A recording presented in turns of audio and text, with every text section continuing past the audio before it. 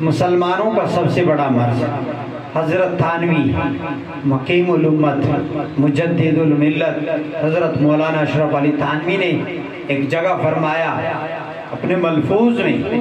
کہ اس وقت مسلمانوں میں ایک بہت بڑا مرض پیدا ہو گیا ہے کہ قلت اہتمام دین، کہ دین کا اہتمام ہی نہیں رہا، دین کی طرف کوئی توجہ نہیں رہی۔ یہ وہ مرض ہے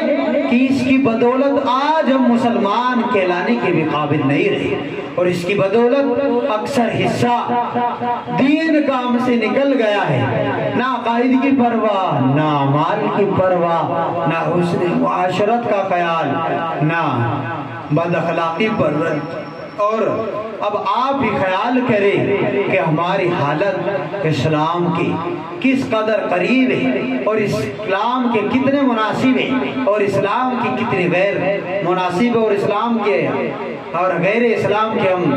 اسلام کا ہم ڈھونگ رچانے والے ہیں، لیکن ہم اسلام کے قریب کتنے ہیں اور کتنے اسلام سے دور ہیں، اسلام سے دور ہیں۔ اللہ تبارک و تعالی ہمیں دین کی طلب اور توجہ ہمارے دلوں میں پیدا فرمائے۔